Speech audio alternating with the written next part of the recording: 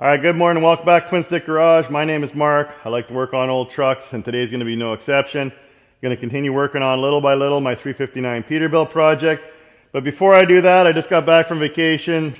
It's still a little foggy, so I'm enjoying some great coffee that my buddy Chris actually roasts himself. He's got a great company called Trailhead Coffee. He roasts it locally here in Canada. He gets coffee beans from all over the world. So if you're a coffee snob like me and you love good coffee, go check him out at trailheadcoffee.ca.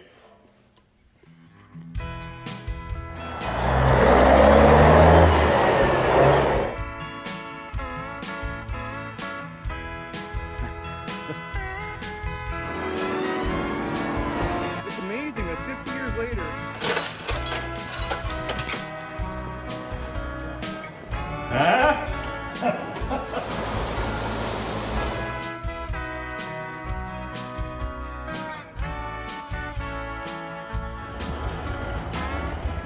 yeah, those fenders really turned out nice. And I was just reading some of the comments in the previous video where I put the fenders on here.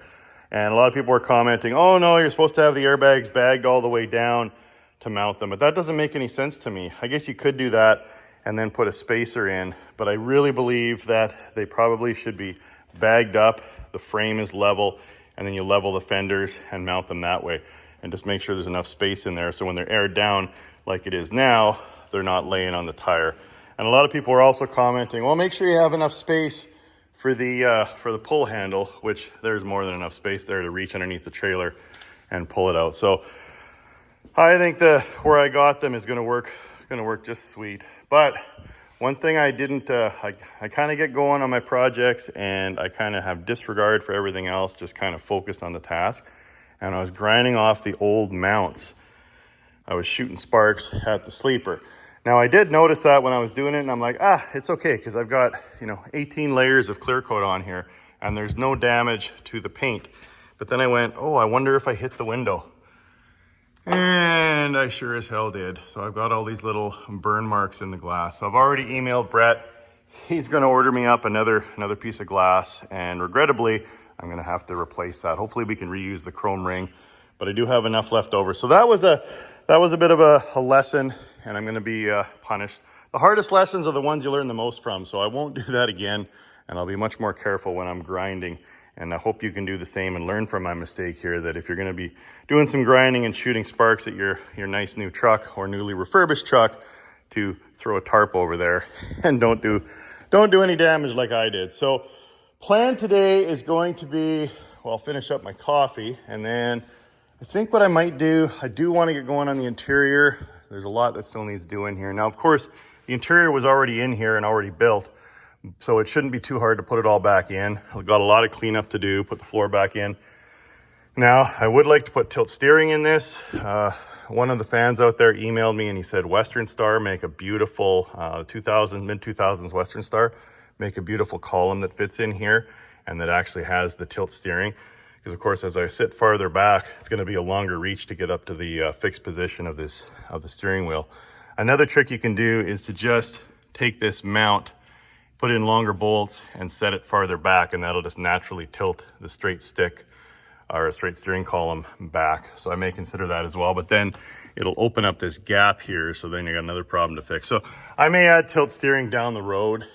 Really trying to get this truck ready to go and on the road for the Let's Go Truck Show, which is coming up here pretty quick in late September. So I think I need to stay focused, and the nice to haves will have to wait till a future episode. I still got to get that visor on there. Of course, a couple episodes ago, I was polishing out some of the runs that I had in there. I still got a little more work to do with that.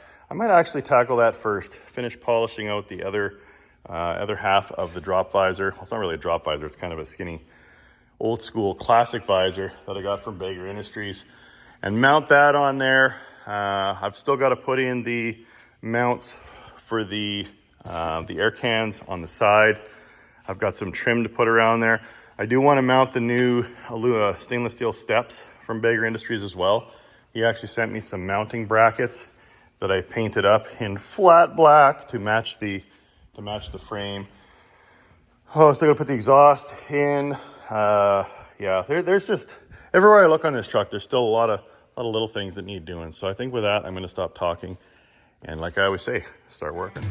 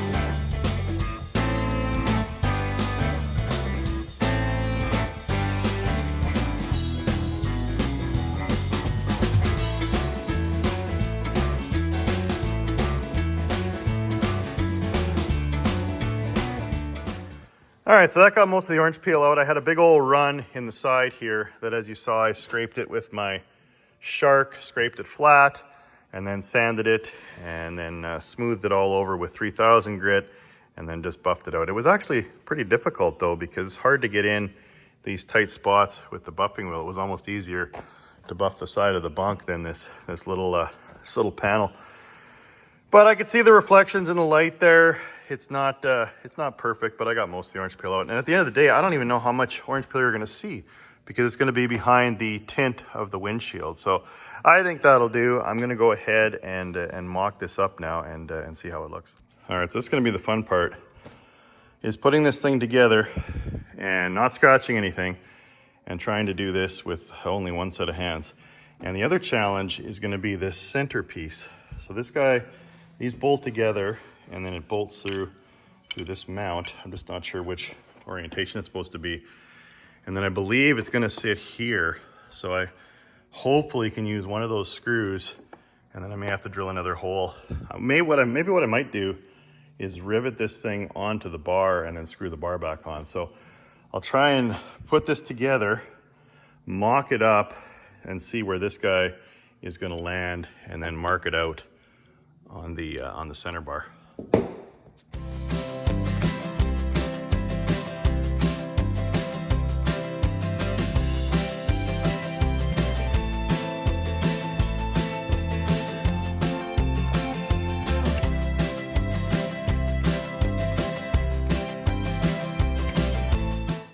Oh, that looks pretty cool to me. All right, so I think the way this is set up, because when I had these bolts tight, I couldn't actually get the second wing around the side. So I think the way that Daryl designed this is you have a little more gap here, and then you can actually, that's the only way you can put the screws in. Now that top one lines up beautifully, so I'll just back that one out and then put that one back in, and then I guess I'll just drill a hole here to the bottom one, right there. I'll drill a hole through this aluminum and not push too hard. I'll mark it out, take this back off of there, and then I guess I'll drive another screw in, and at least as long as it gets a little bit of bite, hopefully it holds it on there. Now, I was hoping the visor was going to be sitting a little higher and cover up these two huck rivets that I ended up sanding through when I was buffing and polishing, but that's no big deal. I can just get out my little airbrush gun, mask this off or cover this up, and then just give that a little spritz, and same to that one. But yeah, I'm digging that a lot. Classic 359 look.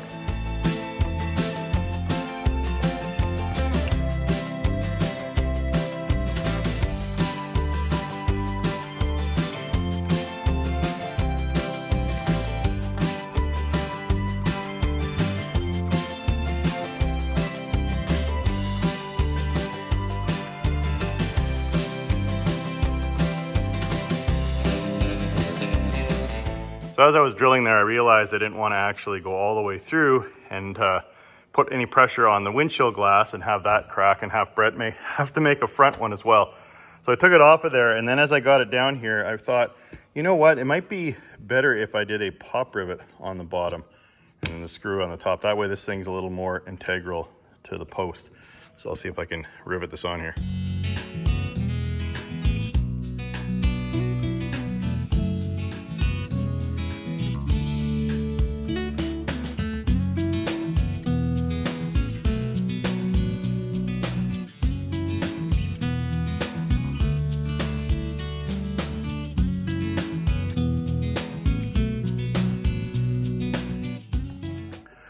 All right, so now that that support is attached to the center bar, I had to put on one wing at a time and just start a bolt. So I started a longer bolt, and now I got to do a short one. So I'm just going to do 7/16 with nylon lock nuts. And what I'm thinking is going to happen is as I tighten it, it'll bring it together and it'll just bend that out. And then once that's tight, I've just got these stainless hucks in place that I picked up at AccuFast. And I know what everyone's thinking, oh, you should put nutserts in there. It'll be easier to take off when you swap the windshield. Yeah, that's true. But if I really had to, I'm willing to bet that my pro glass guy, Brett, could actually get up in there and take that out of there, because it's not a very thick visor. It's only about 4 inches at the center. And if I really had to, I could hack these off from the inside. So I'm going to go ahead and hook that on there. And yeah, after I fight with those for a little while, and I'm going to have to be very careful tightening it with the ratchet too, because I don't want to smack into the glass and hit it. So I'm going to take my sweet time with that, suck that together, and then I'll get out my favorite tool in the toolbox, the huck gun, to zap those in, and then this should be done. Well, I sure don't want to do that again, but it's all done and tightened down, so should be good. So now I'm just gonna put these collars on and huck this guy in here. And I can just hear the comments now. Why'd you huck in your visor? You shouldn't do that. Well, you don't have to do it on your truck. I'm doing it on mine. Whoa, easy, shooter. Good Lord, almost broke the glass. There. One down, 3 to go. Now the bottom one here is a little snug. I'm hoping I can get the gun around the pillar here. Don't hit the glass, Mark.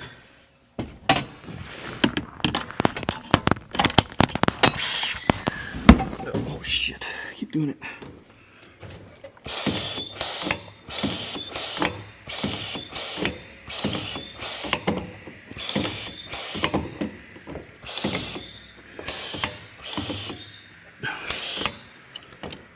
Come on.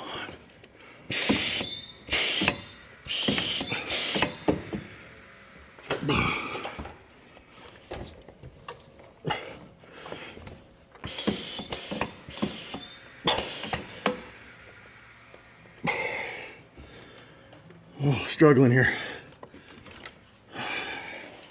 Okay.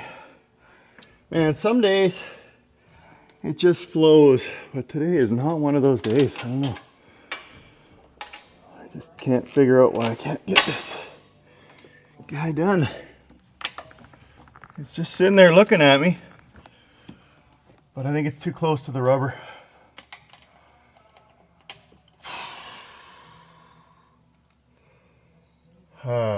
Okay, I know when I'm beat. I have to pivot. Yeah, the only thing I need to do is head back to AccuFast during the week and just get what I might be able to do is I need to be stainless because I want it to match. And then I could do one of those blind rivets with the little mushroom head that goes into the hole there, and I should be able to make it look the same.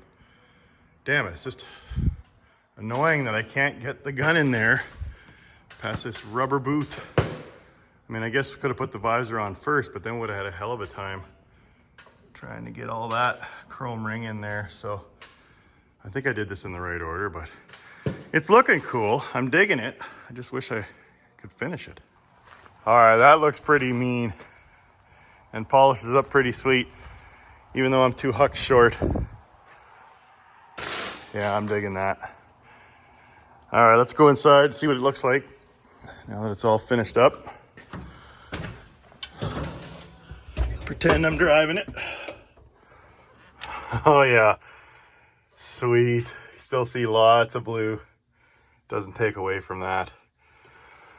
Alrighty, well, that took half the day, but I think it was worth it. It was something that I've been moving that Been moving that visor around the shop for the last year. So there you go, Daryl. I finally got it installed. And go check out Daryl Beger at Beger Industries. He's got a whole bunch of neat stuff for old trucks and new trucks. So that's pretty sweet. Okay, what's next? Well, I was thinking of mounting these brackets on the truck. That's of course where the little marker lights go. And then what ends up happening is the air can straps bolt to here and then go around the air cans. Now I still can't figure out why from the factory this looks like a pin cushion or Swiss cheese, because why do they need so many holes? I think the bands go here and then one up there, but maybe for different configurations for different engines or different size air cans. But whatever the case, they all get hidden by the air can anyway. I can't actually mount these because I took a look at all the bolts that I took off there, and as you can see, they're old rusty bolts with multiple colors of the original white paint and then the blue paint that was over top of them. And I can't put old rusty bolts in this truck. It just wouldn't look right. So unfortunately I don't have enough stainless bolts in that size. I'm gonna have to go off to Bolt World and get the bolts before I can put the air cans on. So I thought I might pivot and work on the interior, because I still need a lot of work to do in here. And one of the things I thought I might tackle is the wiring for the power windows that I put in here. So of course it's just 2 wires down to the motor, and then the switches that I got, I was just playing with these here, and they just do a reverse polarity for up and down and send power down to the motor and either spin it one way or spin it the other. So the wiring here is, what is this here? This is just ground, and then device negative, and then device positive. And then I just stole some amp power that went to my lights to test that out. So I'm gonna see if this works. And if it does, then what I can do is I can run 2 wires on each side in loom up and through the dash and up here to where I'm gonna mount the switches. So I'm gonna try before I run the wires, but this should work, I hope. Yeah, there's 1,000 little things that need doing, and I sure hope I have enough time to get them all done. It's just everywhere I look, there's another little project, and usually there's something I need that I don't have, but I'll keep a running list of all the little bolts and connectors I'm going to need. But I figure there's no reason not to keep going on the next thing if I don't have what I need. Now, I did pick up a new heat gun, because the old heat gun that I borrowed from the missus about 8 years ago doesn't have a heat shield on it, so it doesn't necessarily heat these and melt these as good as it should. So I picked up a new heat gun off Amazon. So we'll try this. It's got a little heat shield that reflects the heat back. I don't know if you can see that there. Let's see how this works.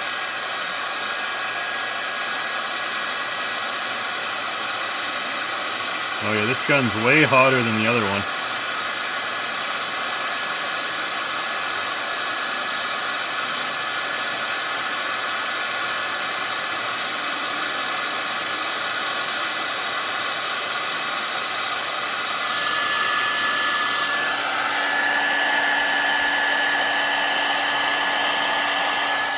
Man, that thing's got some serious heat.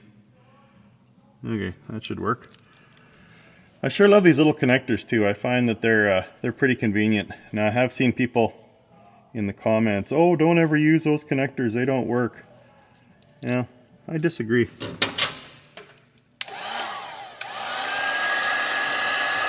One thing is, it blows the heat sideways, so it kind of burns your fingers if you hold it too close.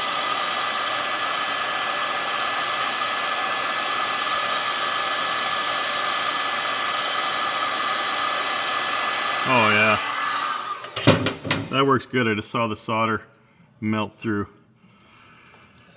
Okay, so I guess I need to run this up through the door. There is an opening right here, up in behind here, that allows you to bring wires up and into the dash. Now what I might do is zip tie these guys together once they cool.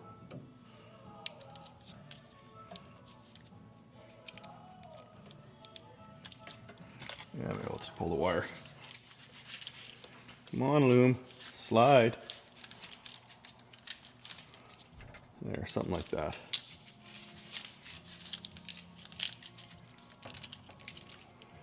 Okay, now I'll run it up through the door and up to the dash, and then we'll put some power to it and see if that switch works.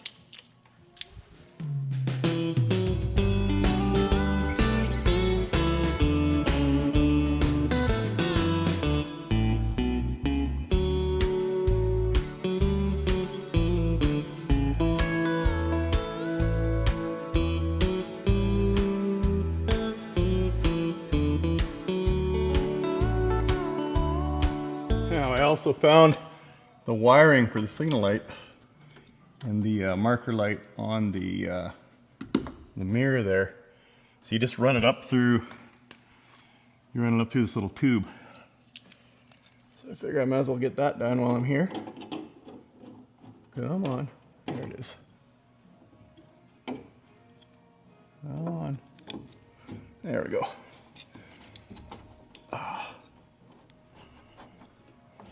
There, I can connect those wires up now as well. Cool. All right, let's see if this works. Hope those wires don't touch. Okay, I got some hot power going into the switch. Just do a pretend ground. Oh yeah, boy.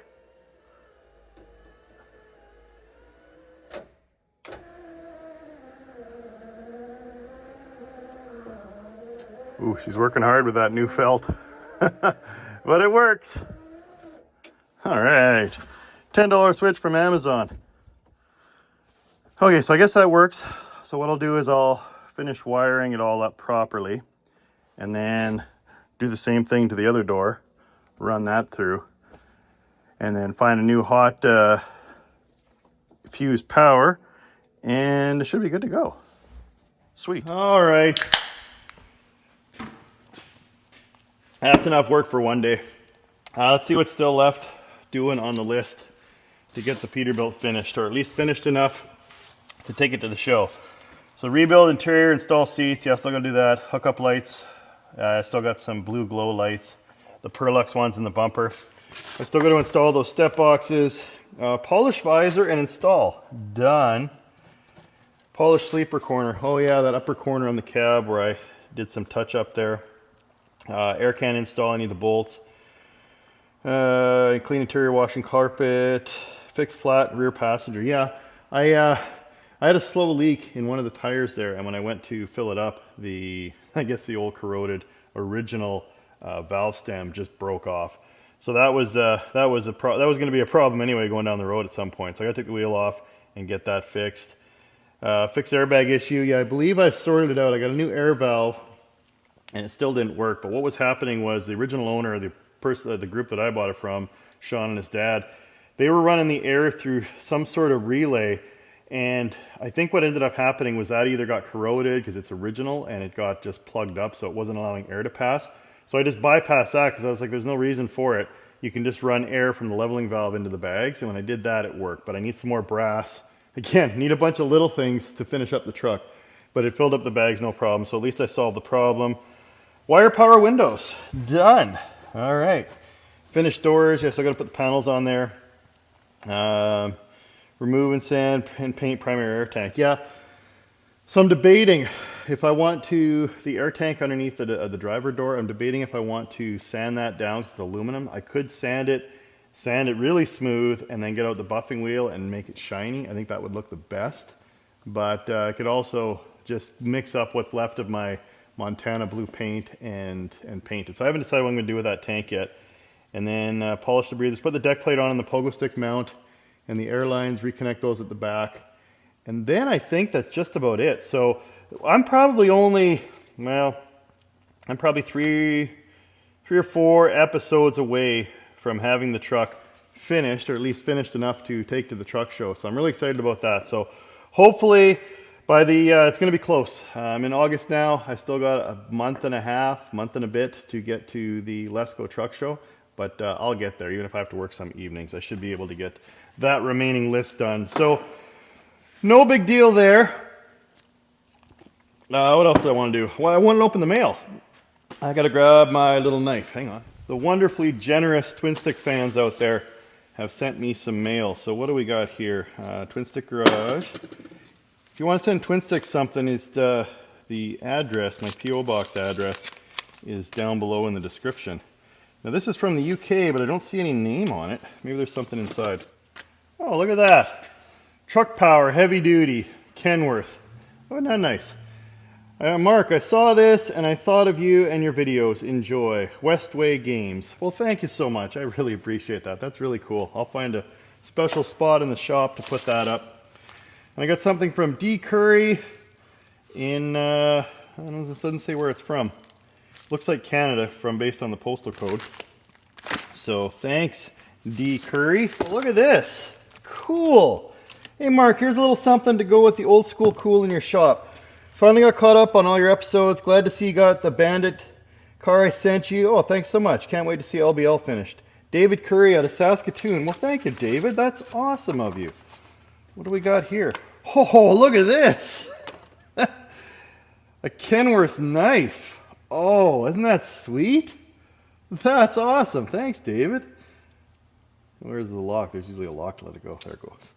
That is really cool. And then he gave me some patches. Oh, cool. Look at that. The old school crooked Kenworth patch. Kenworth trucks, the 100th anniversary Kenworth. And then a nice Kenworth logo. Oh, I got to be careful with my dirty hands after working all day here. But those are sweet. Thank you so much, David. I really appreciate that. And that knife is awesome. I'll have to get a sheath for that. Actually, I had a second sheath that I bought for my Leatherman, because I didn't realize when I bought my Leatherman it came with one. So this, I was debating whether to take this back. This actually might work well. Oh, look at that.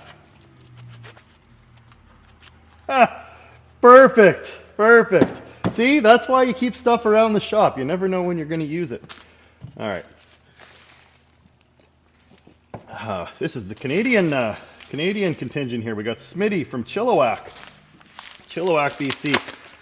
I swore the next time I make it down to Vancouver, one of the fans out there sent me a link in the Rambo movie, the original one, the first one, when he went and saw that old abandoned truck, and he opened the door and he got out a tarp. Wish I would have had a tarp to cover the sleeper and the glass on the back of the Pete, but I got to let that go and just deal with it and put some new glass in. But yeah, so anyway, Rambo got the tarp and he tied it around himself.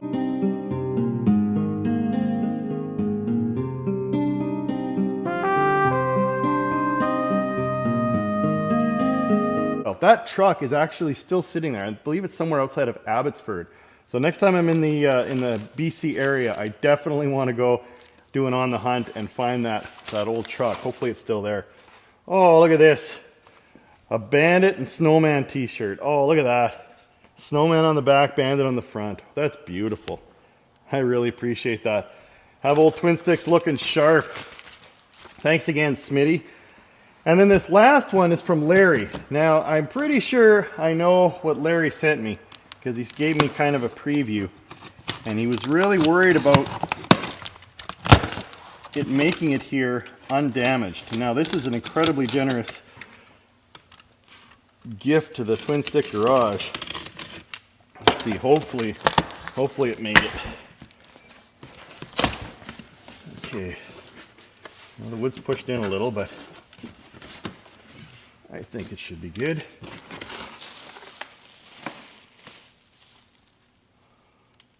Oh, Larry, I'm so sorry. Oh, what a heartbreaker. The idiots at UPS. Oh my God, what did they do? Oh. Man, oh man. I know Larry's heart just broke, and so did mine. He made an exact replica of Little by Little.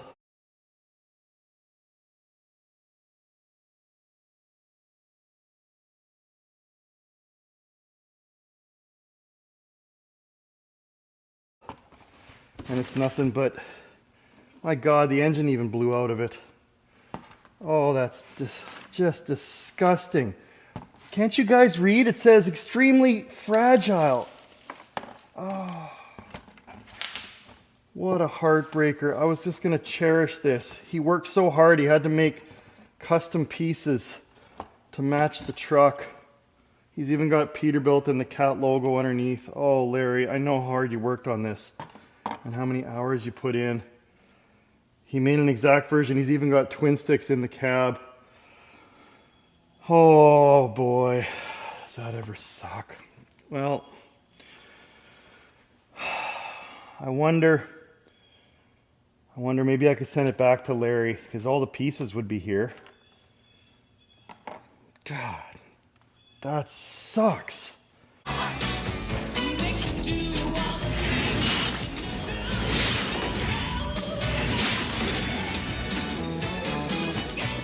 Well, maybe we could fix it, Larry. Just like a TwinStick Garage, the mantra is never give up. And when life hands you lemons, you make lemonade. But my God, I mean, they even busted the seat right out of the cab.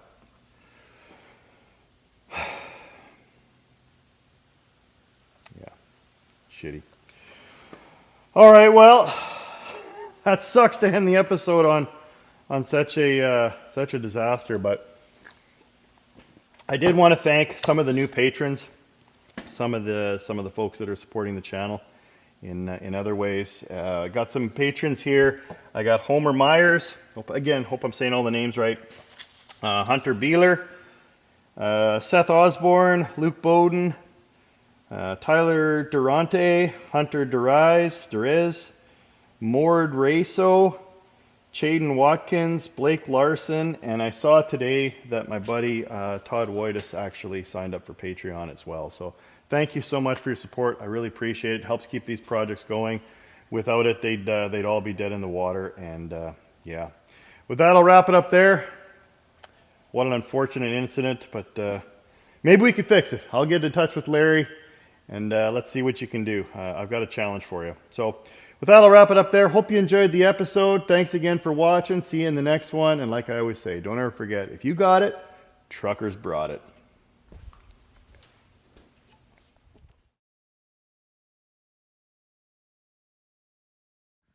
All right, so I finally figured out a way on how I'm going to fund all my projects. I picked up a sluice box from Bass Pro Shops, Cabela's, Canada, and I'm going to relive the gold rush days of the Old West. Oh, Nikki, we're going to be rich. I can feel it. Eat your heart out, Tony Beats.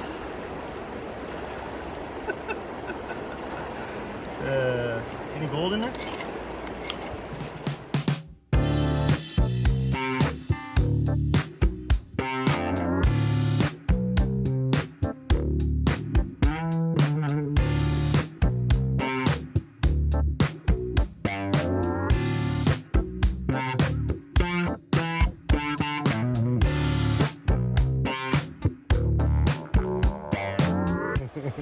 They're just swimming, just like us.